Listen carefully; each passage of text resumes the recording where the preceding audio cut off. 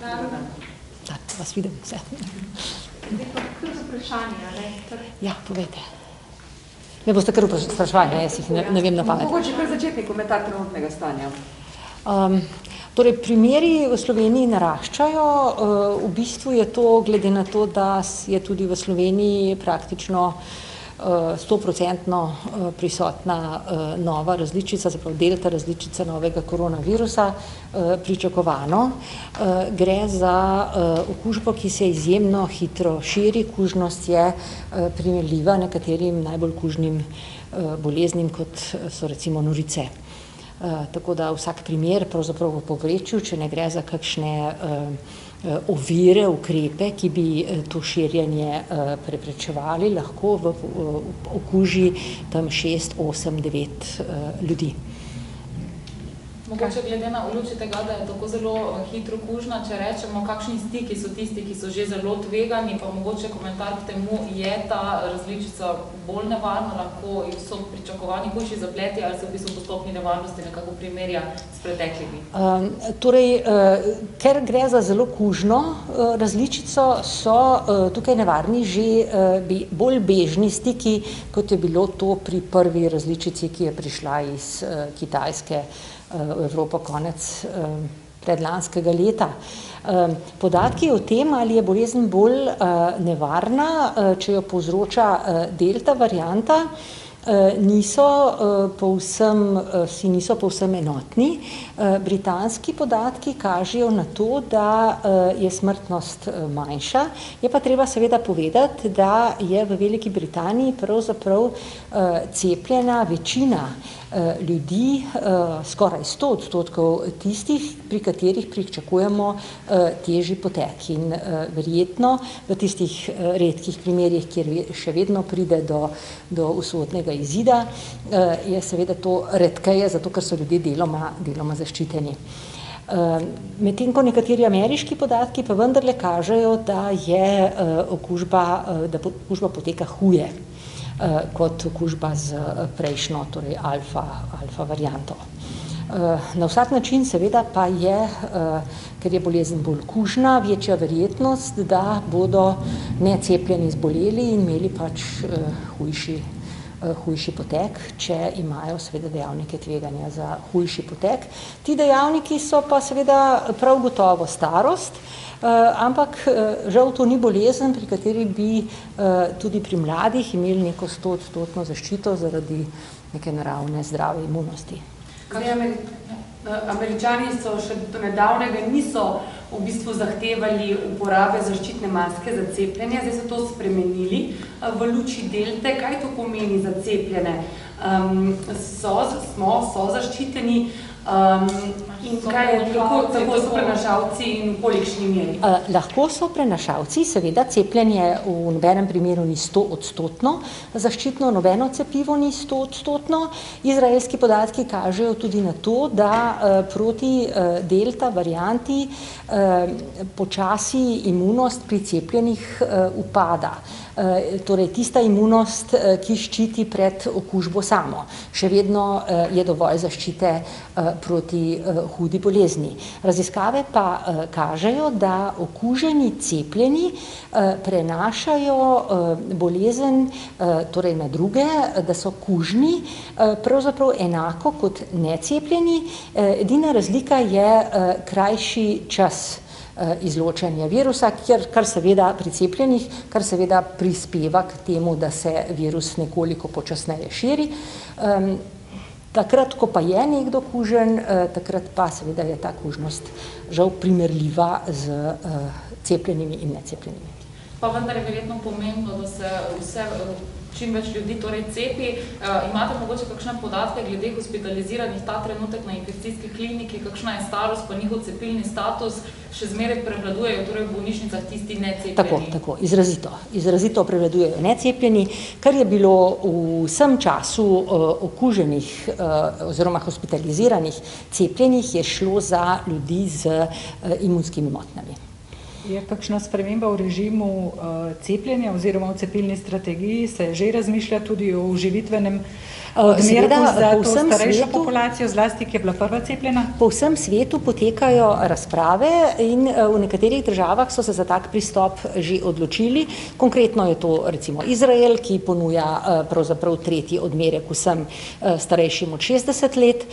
Nekatere države, kot recimo Francija, ponuja tretji odmerek ljudem, ki imajo hude motnje imunosti. Prav v zadnjem času se je pa Nemčija odločila za september, da bo cepila torej starejše ljudi v domovih. Enako pot naj bi ubrala tudi Združeno kraljestvo. Kaj pa pri nas? Torej v Sloveniji seveda čakamo, kaj se dogaja, opazujemo situacijo. Evropska agencija za zdravila v bistvu še ni odobrila tretjega odmerka, čeprav je podjetje Pfizer vložilo pač prošnjo za to odobritev. Odobritev sa strani Evropske agencije za zdravila je seveda pomembna za vsa zdravila, ki jih uporabljamo. V tem primeru se bomo nedvomno odločili za to, da bi priporočili tretji odmerek predvsem starejšim ljudem in tistim, ki imajo druge dejavnike tveganja za hud potek. Bi pa seveda tukaj poudarila, da je pravzaprav v tej situaciji, kjer je pri nas več kot tretjina ljudi starejših od 50 let še vedno nezaščitenih, izjemno pomembno, da ljudje čim prej dobijo drugi odmerek. V avgustu bi se pravzaprav morala cepiti vsa ta populacija, sicer nas jeseni čaka katastrofa. Kakšno ravnanje? Kaj to pomeni katastrofa? To pomeni prepolne bolnišnice. Projekcije kažejo, da se lahko, ker se bolezen tako zelo hitro širi, okuži tako veliko število ljudi, ki imajo na eni strani dejavnike tveganja za hud potek, na drugi strani pa seveda niso zaščiteni, da lahko to preplavi slovenske bolnišnice. Ker je še treba povedati, jeseni naj bi se začeli izvajati tako imenovani dodatni programi, zato da se nadomesti tisto, kar je bilo v lanskem letu izgubljenega, torej da se opravijo operacije, posegi in to seveda ne bo možno, če se bomo morali ponovno ukvarjati z novim valom. Izkušnje držav, kjer so v zadnjem času primeri zelo narasli zaradi delta variante, pa imajo po drugi strani dobro precepljeno rizično populacijo, kažejo prav na to, da sicer primeri narastejo, ne narastejo pa v taki meri potrebe po bolnišnični obravnavi in to je pač tista pot, po kateri, ki jo moramo tudi v Sloveniji ubrati. To cepljenje zdaj v naslednjem mesecu za rizične populacije je izjemno pomembno in tukaj več ne govorimo pravzaprav o tej skupnostni imunosti, ampak o zaščiti vsakega posameznika.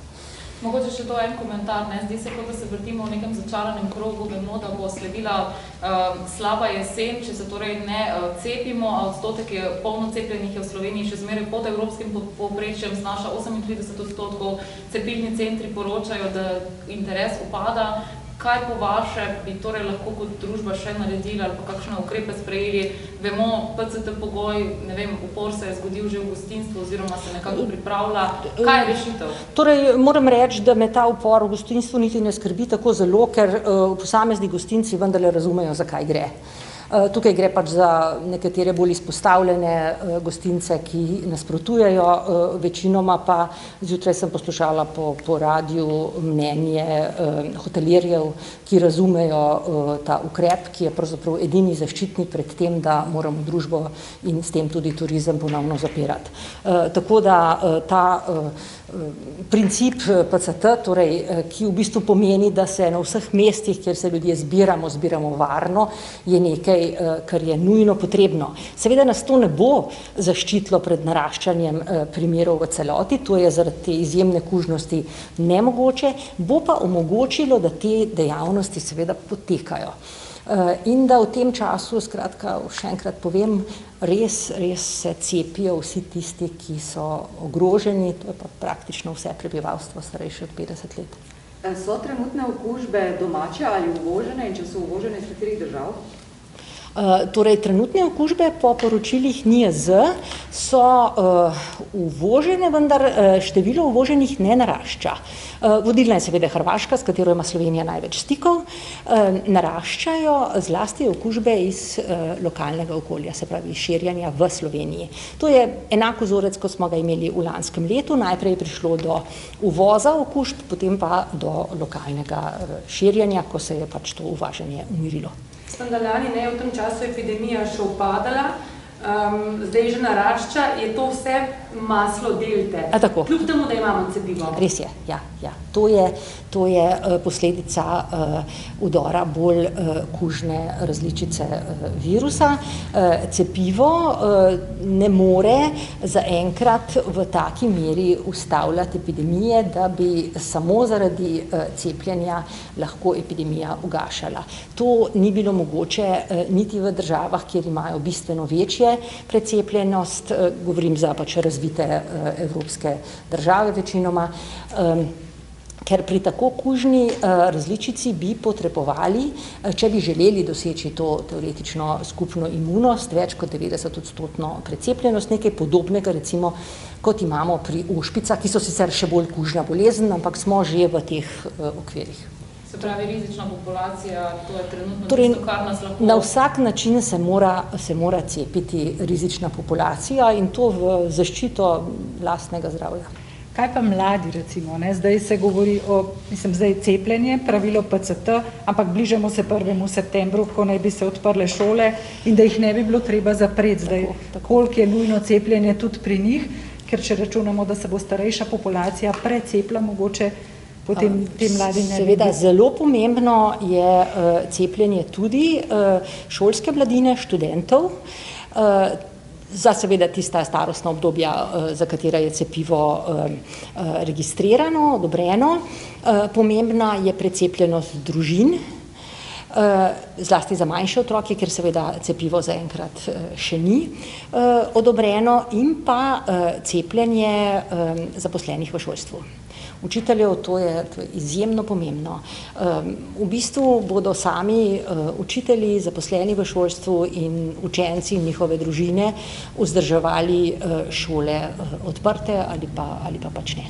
No, ker zdaj se veliko govori, skratka, cepljenje, PCT, kdaj pa zapiranje? Vsi se samo sprašujemo, kdaj bo vse skupaj se začelo zapirati. Torej, vprašanje, Velika Britanija se ni odločila za zapiranje kljub naraščanju primerov.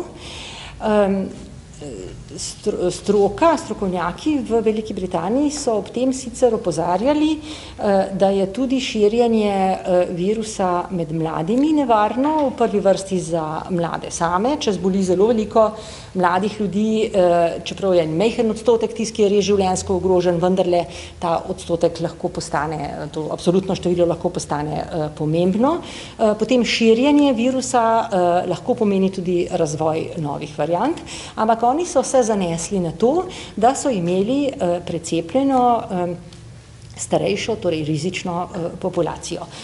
Vse v zvezi z zapiranjem je odvisno od tega in jaz vendarle mislim, da z doslednim upoštevanjem PCT, z razumevanjem, zakaj tukaj gre, in pa z pospešenim cepljenjem ponovno zapiranje ne bo potrebno. A je cepljenje zdaj dovolj, je tega dovolj, cepilnih centrov so dovolj mobilni, da lahko dosežejo? Mislim, da dovolj. Okay. Bi se po vašem mnenju Slovenija morala obarvati oranžno? To je odvisno od kriterijev, ki jih postavlja Evropski center za nadzor in preprečevanje bolezni, in ko bomo izpolnili te kriterije, seveda se bomo obarvali z tisto barvo, kjer takrat bomo. Gremo pa v to smer očitno, ne? Gremo pa nedvomno v to smer. Še enkrat povem, bolezen je pač tako kužna, da je to neizogibno in tisto, kar lahko naredimo, je, da se zaščitimo pred hudim potekom. To pa je cepljenje. Hvala lepa. Okay. Hvala lepa. Svidenje.